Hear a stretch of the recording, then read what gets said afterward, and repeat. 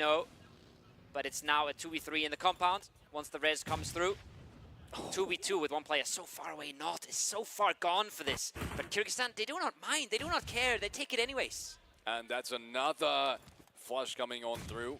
And in fact knows exactly where the last two players are. He's dodging and weaving. He's playing around with the French players and knows exactly where to stand and where not to be able to dodge these nades. He's not really giving them any chance to anticipate his movement.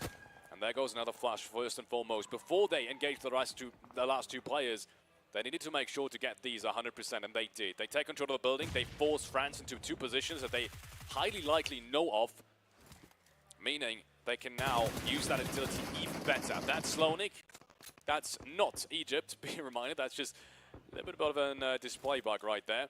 But that was indeed Ukraine, and Tulika has found another one. Again, goes down as well. Tulika with a massive position here, actually. Look at this. He's having a massive chance now to potentially take down some of the Egypt players. There goes Arthur. He turns around, potentially gets another flush. This is perfect for Ukraine. This is absolutely perfect. This is what they need. This is the start they needed as well. But some of the players are still inside the blue zone, and it doesn't get easier from here on out. No, they need to close this, and they need to close it fast. They don't have a lot of time to deal with this. Remember, they're on a clock. They want to get potentially the biggest game of the tournament. If they want to have a shot at this, as unrealistic as it might sound, they can't be taking their time in these fights. They really got to steamroll all of them. Similar to what we just saw Kyrgyzstan pull off versus France, but even they have slowed things down. They don't want to run into a shotgun. They are happy with the space that they've been able to grab, and they slow things down after the two initial knocks, just to make sure that they have all their cards sorted and a good idea of how they want to approach this. 40 seconds until Phase 4 is revealed. And I might be wrong, but I don't think that fight on the southern side, I don't think that fight has really let Ukraine into a winning position just yet. Exactly what this is. The search for the winning position, to be honest. That's ultimately what it comes down to with a circle like this. So many different power positions that I could put on the list of exactly what we're talking about. Turkey has one of them. I think Mongolia even more so. Romania, probably the top one spot actually.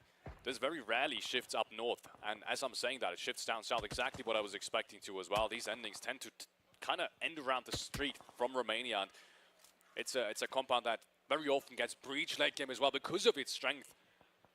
Because of the way the ridge lines around it work as well. Because of the way the sack lines work.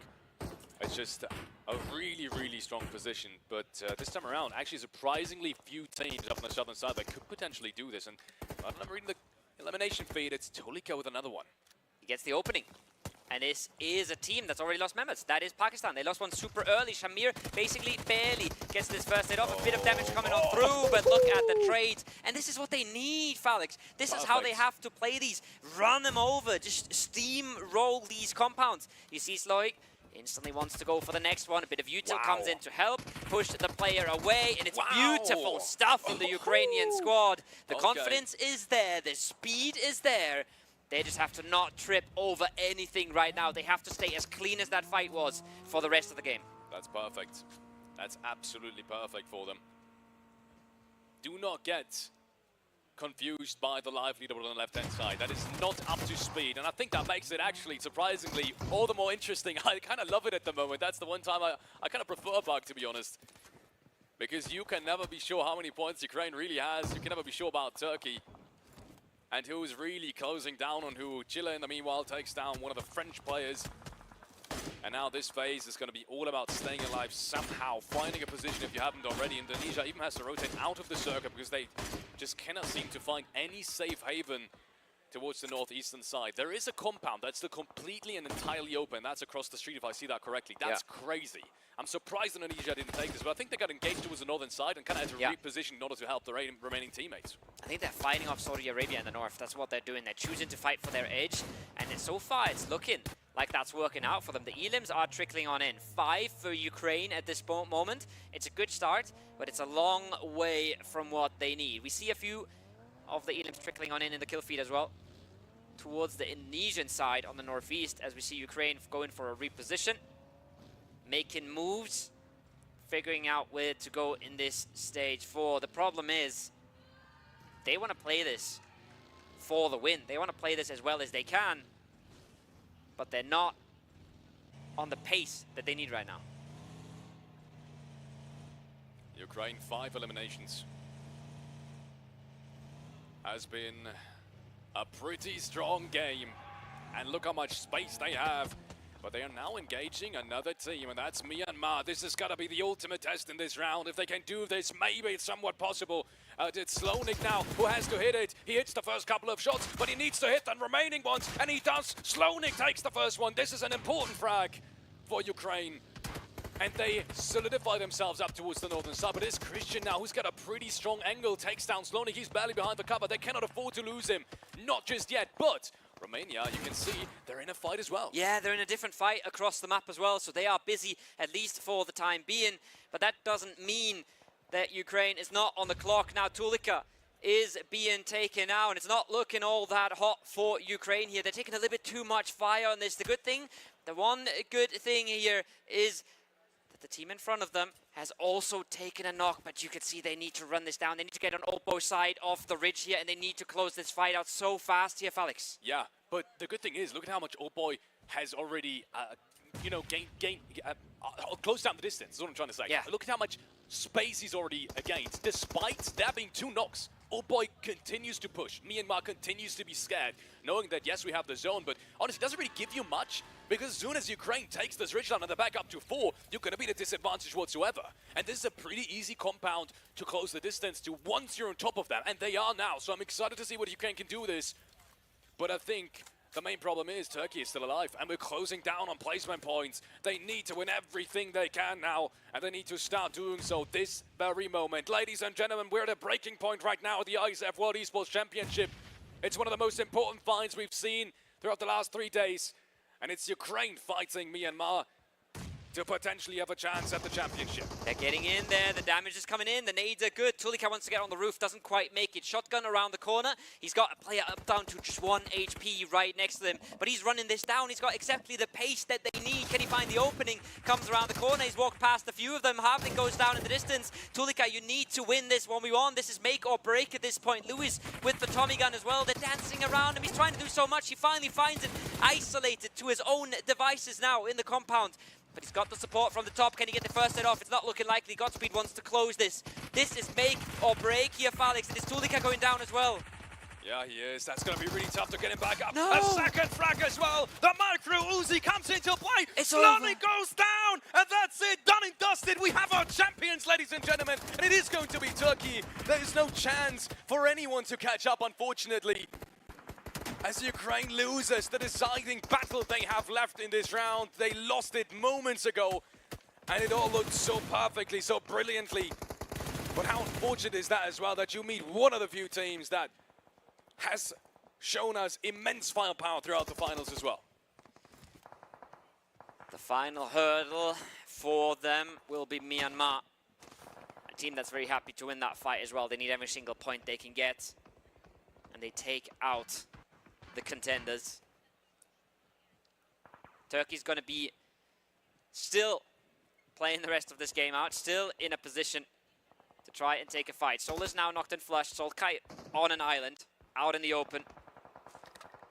He's got to bait, got to wait, got to see what he can do a little bit later on. A few shots will come into Chile here. Trigger, he's got a long ways to go. That's a lot of damage done. Finds the knock in the end. Solkai from a distance. And they will be picking up point after point here, maximizing once again and showing everybody in the lobby they are not to be beaten. They are not to be messed with. Just dominate performance all across this tournament here, Felix. No chance for anyone else. They're running away with it in these last 2 matches. And deservingly so. For be honest, that's completely deserving. They have been just that tiny bit more consistent. If you replay these 18 rounds up until this point, maybe we'll have a different champion. Maybe Ukraine. 1 or 2 more chances on the very first day. Let's be honest, they have not used that chance on the very first day. They were more consistent teams. They were by far on the top 1 spot, but there could have been so much more, and that's what's going to make them fume, unfortunately. Just 1 more dinner on the very first day in this entire tournament. Yeah. Would have been very, very different, and maybe Turkey would have been the team that tries to catch up. But it's far from over, at least in this round. Still so many placement points to be gathered by all these remaining teams. We're down to the top 7. Myanmar still alive, obviously, on that southern part, has to make their way down the hillside. Not an easy pathing, not an easy crossing. Good thing for them is everyone else that's really deep center and could potentially have sidelines on them kind of has to worry about plenty of other teams around them. Look at the minimap as well. The basically center compound is free. It's been evacuated. There is an opening there. Very unrealistic to scout that out, but if you do manage to get that information for yourself, could be making a big move here past the Romanian squad. And keep in mind as well, Myanmar and Brazil are still heavily fighting for the 3rd place here. Brazil had the upper hand. There were a few points ahead before this game, but Myanmar has already closed that gap significantly, excuse me. I mean, they've closed it consistently as well, to be honest. Fair. They've been consistently performing. They've consistently gathered the points they need to solidify themselves all the way up there. But it's now going to be Mongolia. They've been waiting for a dinner on their own as well. Kyrgyzstan is not going to get the last one either. Out in 7th place with 5 eliminations. We'll have to wait and see what the rest of the teams do here to really have a good grasp on where they end up on. Definitely going to be exciting too. Randy, in the meanwhile, continues his streak that he has today. It's complete domination. Even the scoreboard tells you it is that way. And they're still up as 4. The only team that has all players left standing. Now Mongolia in a little bit of a fight. Catch straights things out. The first one did go the way of Mongolia, so he has to bring things back. And gets the first flush too. Turkey, maybe there's 2 more points in this for them. Not looking to stop anytime soon. Indonesia pulls up another big performance here in our last match of the day. Signs of brilliance, especially today, from them. Sparks here or there. And they don't stop anytime soon. Ketch now caught out. Solkai trying to reposition, goes away from, might want to go away from this fight. He's down to very little HP there on the edge of the circle. He does realize this is not a team he will put a stop to. But he keeps himself in it. Keeps himself in the competition. 10 elims for the Indonesian squad. And the game's not nearly over here, Felix. Over. It's far from over, actually. Absolutely correct in that instance. Indonesia now closing in on that last player inside that compound. Imagine they get a 3rd dinner today. What would that mean for them? It'd be absolutely insane. That would mean the world to them. I just know it for a fact. That would mean the world to so many fans at home watching, so many PUBG Mobile enthusiasts supporting that big, one of the biggest, arguably the biggest PUBG Mobile nation. Some of these stars have millions of followers on Instagram. It's unbelievable how big that game is. I've been in sold-out stadiums in Indonesia watching PUBG Mobile, and these guys are just happy for this game. They're passionate about this game beyond anything else I've seen. Listen, Indonesia has closed the gap. Indonesia might be a team fighting for 3rd place here as well if they win this game. They were 9 points behind what I think is 5th place. 15 points behind the 3rd place. They've already got 11 elims here. If they somehow clean up their edge here, they're in the running for this as well with, honestly, the craziest comeback, if they pull that off, I have ever seen. Solkai is probably about to get caught out by Brazil here. Good off angle from 7. Oh, he fluffs the shots though. He makes this a little bit more possible for Solkai than it maybe should have been. Comes over the top and he wins it out, of course. Of course he does. Of course. And he does end up falling to his own demise. But look at the eliminations coming in. Another one picked up for Indonesia. They're not stopping anytime soon. They might take control of this completely. And I think whoever wins this last game, there's 3 teams here, and whoever wins this, whoever runs away with this, I believe will be in 3rd place here. Get themselves the World Esports Championship. What a way to end it. Unthinkable scenes for an Indonesian fan. Absolutely unthinkable scenes. Who would have thought? Who would have been able to predict that? I absolutely wouldn't have and haven't predicted that comeback. This is, oh no, how did that just happen? Randy, that significantly slims down the chances of them winning it because they needed to make it down the hill. And they kind of needed to engage Brazil as well. Brazil has the opportunity to play down the hill. They do not. If they run down the hill, they're running into Myanmar. Yeah, Brazil, they have a free compound just below them to potentially reposition. Yeah, they're absolutely pinched here. This is a hard game for them, and losing the man advantage is big as well. Gonna put them against a wall here. They don't have a whole lot of space left to play. I suspect they're gonna make a play into Myanmar here very, very soon, and that should give a lot of different chances to Brazil to close it out. Now they're in the cars. Once again, they have a little bit of space, but look at that. That's basically nothing. That is one nade away from being wiped out. They would love to make a play right now. They should be setting up for it. They might be getting the smokes out. You see the smoke line. They're getting ready to breach Myanmar on the compound, but the damage has already come on in. This is not an easy approach for them. They have to wait for the first stage now, and there's more util coming. Myanmar knows exactly what's happening. Lewis, James, the man's been absolutely massive for them. He knows what's coming his way, and he's trying to get himself ready for it. The breach is in full effect. I say that. They hit a rock. Yeah, they slow things down. This is a very delayed push. I think it still works. And I don't think these nades will hit anything just yet. Yeah, Fazriel barely stays alive, but he stays alive. Now, okay, never mind me. Lewis finds him.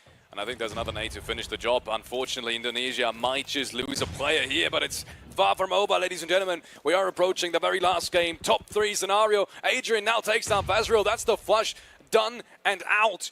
And Excel, even though he tries to support them from the distance, he can't really do much about it. It's kind of a 1v2 in the compound. He's all alone by himself.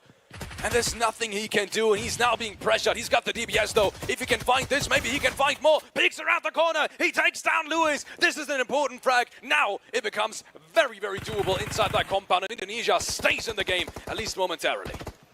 Confirm as well. Excel picks that up for his squad.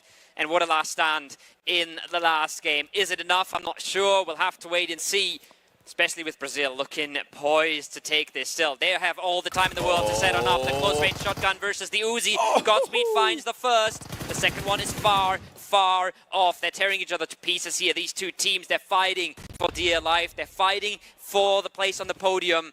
But look at Brazil now, slowly coming on in. They know exactly what they have to do, and they know that they got this game in their hands. They want to close out the last match of the World Esports Championship, and they have all the cards in their hands here, Felix. Just a couple of more shots needed, a couple of more seconds until everyone needs to move. And Brazil, they're preparing themselves to take home the last dinner of the World Esports Championship. Axel peeks across the ridgeline, and now it's all down to Godspeed. Can he do something absolutely miraculous? I don't think so just yet. There's too many smokes, too many players, too much utility still standing for Brazil. And they are closing down the distance just now. He's got the micro Uzi and the M4. He needs to do something long range, but the good thing is they're all being pressured out into the open. He's going to hit the first aid, but what more can he do before they have closed the distance? Indeed, he peeks around it. Doesn't even matter. 7 takes him down. And there it is, another dinner for Brazil. One of the teams, one of the very few teams that have found themselves